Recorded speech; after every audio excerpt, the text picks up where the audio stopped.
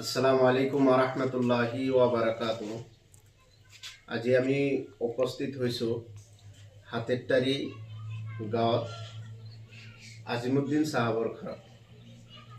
আজিমুদ্দিন চাহাব তেখেতে পেশাগত এজন ছাগলী বেপাৰী।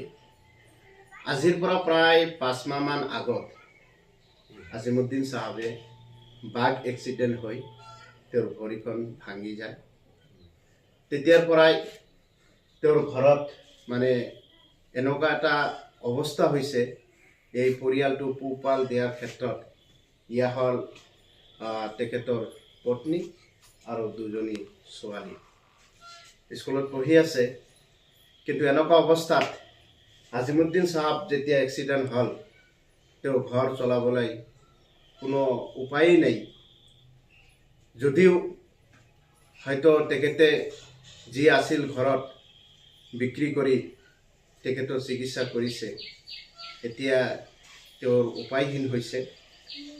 এইখিনি কথা আমাৰ জমিয়ত উলামাৰ হয়তো কৰ্মকৰ্তাসকলে অৱগত যেতিয়া হ'ল, তেতিয়া আমি জমিয়ত উলামাৰ ফালৰ পৰা এটা চিলাই মেচিন তেখেতৰ পত্নীৰ কাৰণে আমি আজি এই চিলাই মেচিনৰ ব্যৱস্থাখিনি কৰি দিছোঁ। আমি এইটো ভাবি কৰিছোঁ যাতেকৈ এই চিলাই মেচিনটোৰ জৰিয়তে যিখিনি উপাৰ্জন হ'ব, হয়তো গাঁৱৰ কাপোৰ কানি ইত্যাদি চিলাই কৰি যিখিনি উপাৰ্জন হ'ব, এই টকা দি যাতে এইখিনিতো আৰু পৰিয়ালটো নচলে, তথাপিও অলপ সকাহ দিয়াৰ কাৰণে আমি এটা চিলাই মেচিনৰ ব্যৱস্থা কৰিছোঁ। গতিকে আমি ধন্যবাদ জনাইছোঁ আমাৰ অসম ৰাজ্যিক জমিয়ত উলামাৰ সন্মানীয় সভাপতি মৌলানা মুস্তাক আনফৰ চাহাব, তেখেতলৈ ধন্যবাদ জনাইছোঁ। তেখেতৰ নেতৃত্বাধীন আমি বজালী জিলা জমিয়ত উলামাই এই চিলাই মেচিনৰ ব্যৱস্থাখিনি কৰিছোঁ।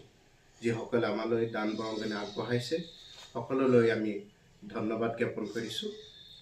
আৰু আজিমুদ্দিন ভাইৰ কাৰণে আমি দোৱা কৰিছোঁ, আল্লাহ তেখেতক সুস্থতা দান কৰক।